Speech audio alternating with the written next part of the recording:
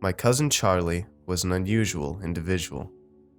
He was a highly successful writer, and years of writing had netted him lots of money and recognition, and essentially made him insanely rich. However, for all the time that I knew him, he was only recognized by his name, and not by his appearance. This was because he always locked himself up in his own apartment, refused to talk to anyone, ordered his necessities online, and only sent his drafts to his publisher via the internet. Eventually, everyone knew of his self-inflicted isolation, and soon afterwards, no one came to his doorstep to ask for autographs or photographs, which essentially cut him off from society. However, he didn't seem to care about his isolation or the potential mental implications it might have had on him. This was just who he was, as he told me when I called him every month to inquire about his current state, and he wouldn't change. Well, that was until he met Angie. For the entirety of the past year, he had continually talked about a girl named Angie who had moved to the apartment block which was on the opposite of his own block, and how when he looked out of his window, he could see her pacing about her apartment, doing her own things. He gushed about her looks and her carefree attitude, and how she went through her life every day with minimal struggle. I therefore assumed that he had finally found someone who was right for him, and cheered him on in his pursuit of love. Unfortunately, before he could get a chance to admit his love to her, he died. A heart attack, caused by his lack of exercise and not so healthy diet, had led to his premature death, and this meant that Angie didn't get a chance to realize that he had feelings for her.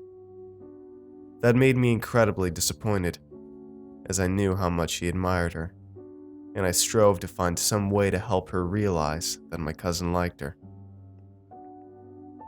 A few days after my cousin's funeral, a parcel was delivered to my doorstep. When I picked it up, I realized that it had been sent from him before he died. Inside the parcel were a few letters. One letter was addressed to me, but the others were addressed to Angie. I was confused by the contents, so I opened his letter to me and read it. Cousin Andy, I know this is incredibly weird for you to receive this letter from me. The truth is, I sent you this parcel to ask you for a favor. I'm not willing to do it myself, so I want you to help me post the rest of the letters in the parcel to that girl Angie, so that she knows that I love her. I have poured out my feelings for her in these letters, so please, post them for me. I trust you, and I will be very grateful if you do this for me. Thank you. Charlie. After I had finished reading the letter, I was determined to help him post the letters. After all, even if he was dead, at least Angie would get to know his feelings for her and remember him. As I put down the letter, I glanced over at the letters that were addressed to Angie.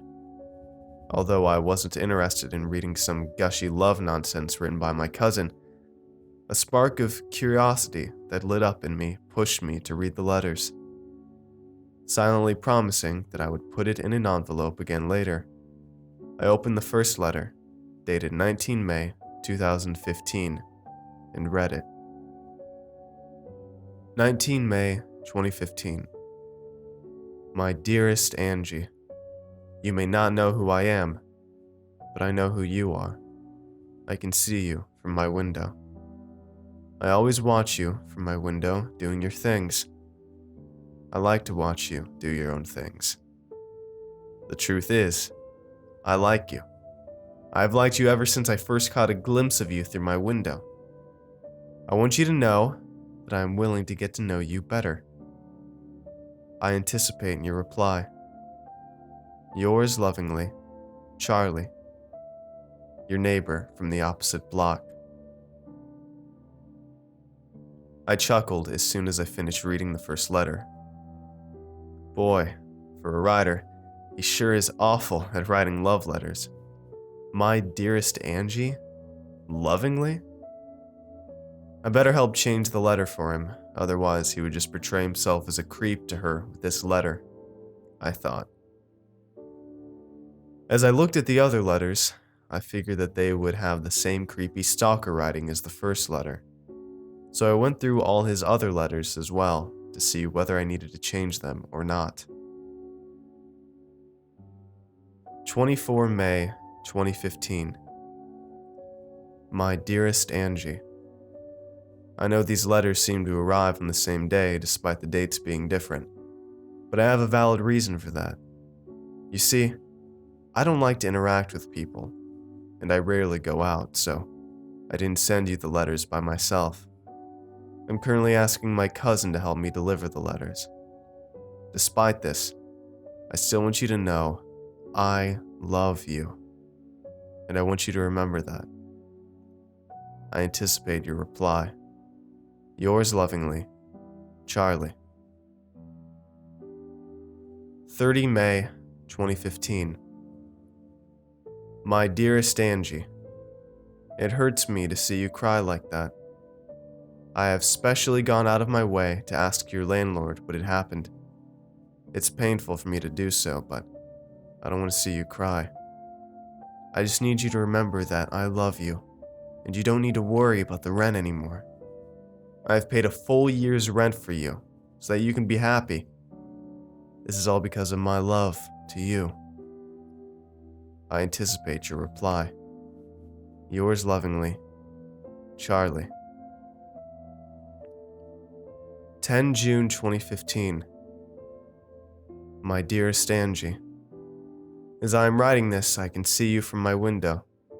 You look incredibly stressed. You look incredibly worried.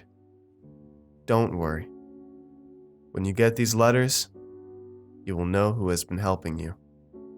I have, because I love you. I anticipate your reply. Yours lovingly, Charlie. 16 June 2015. My dearest Angie. I have written a poem to show my love for you. The summer winds blow, and yet you don't go. You will be mine till the end of time. Every second I look outside, you'll be there.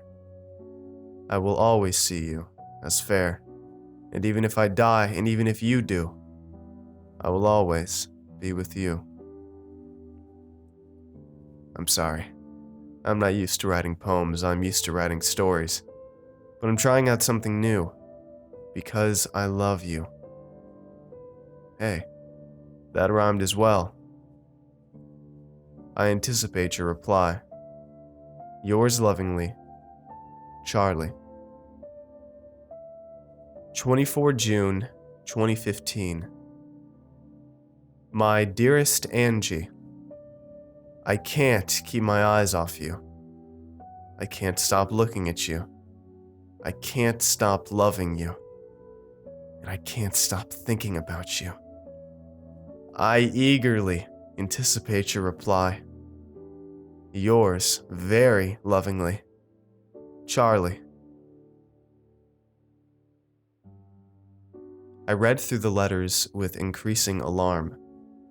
It seemed as though my cousin was slowly losing his mind because of Angie.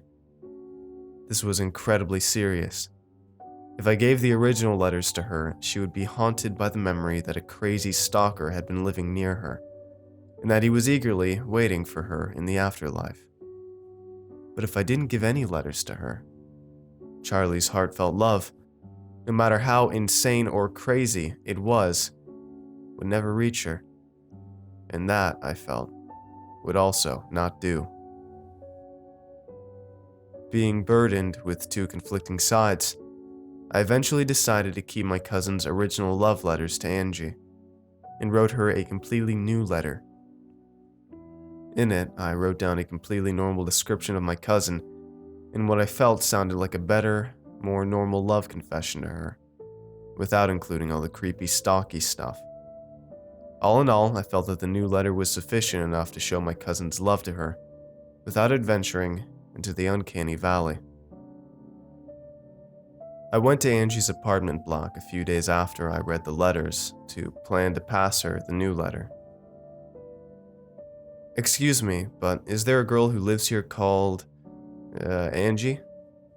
I asked the landlord to make sure that she had not moved out after my cousin had died, and he confirmed that this was, indeed, where she lived. Well, Angie is the name that the person who rented it gave to me. Apartment's on the top floor.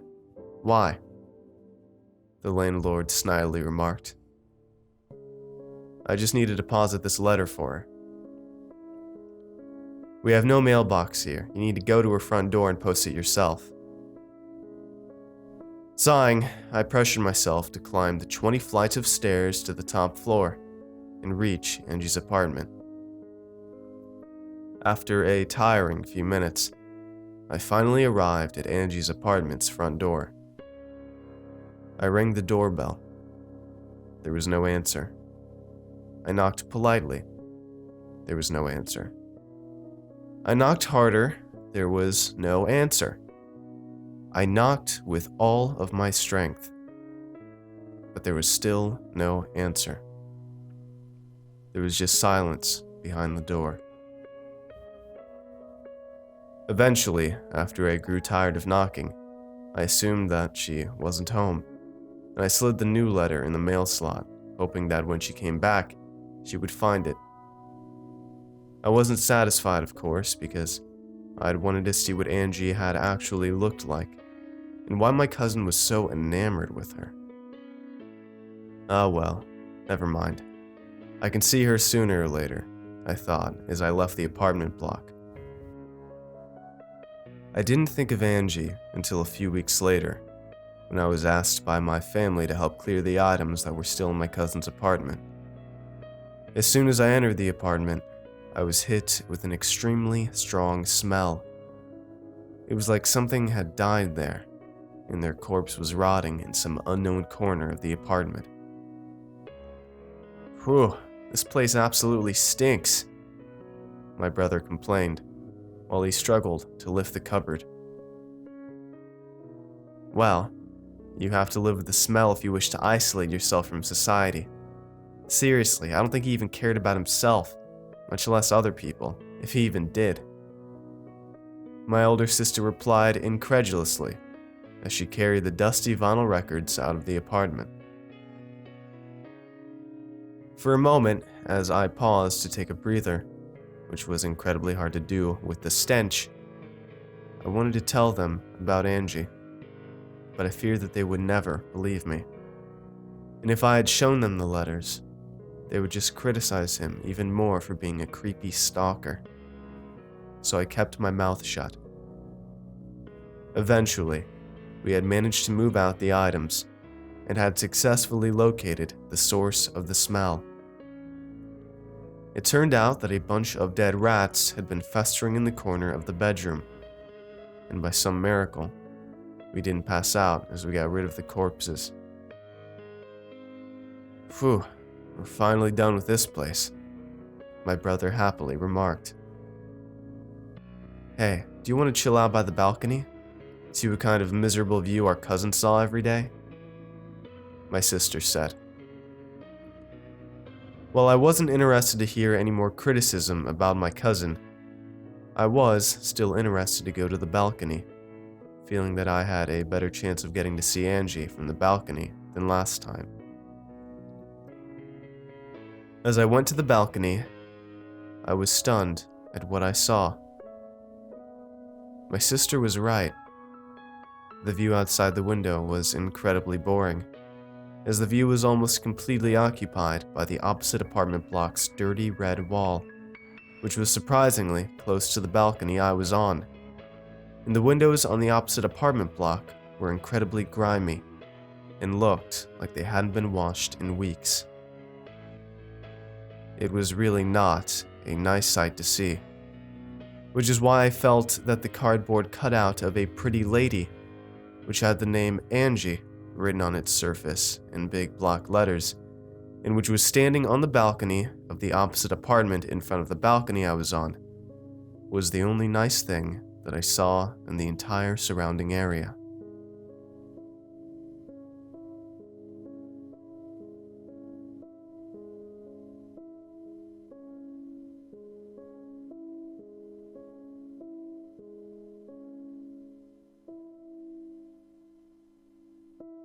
Thanks for watching, and I hope you enjoyed today's narration. I want to give a huge thanks to last month's $5 and up patrons: Starless, Tara, William L., Linda H., Christopher B., Hunter D., Letty M., Ronnie K., Lake S., Meg C., Tim D28, Mr. Creeps, and all of the $2 and up patrons on screen as well. All of your support makes these narrations possible, and I appreciate it a ton. If you'd like to join these lovely ghouls, I'd appreciate it if you check out my Patreon page. For just $1 a month, you'll get an exclusive narration that will never, ever be uploaded to my channel. Usually, one a bit too extreme for YouTube. So that's at least one extra video every month for just $1, if not more. For $2 a month, you'll get thanked in the end scroll of every video, and for just $5 a month, I'll shout you out at the end of every video personally. You also get exclusive Discord roles for those perks as well. If you'd like to chat with me for a bit, you can join me on a monthly live stream for just $10 a month and get a signed merch sticker for $25 a month. And if you're in the market for some horrifying shirts and hoodies, you can head on over to my Teespring store in the description as well. And don't forget to follow me on Twitter at @SecondClancy. I want to thank you all for watching, and I will see you all next time. Have a good night, everybody. Cheers.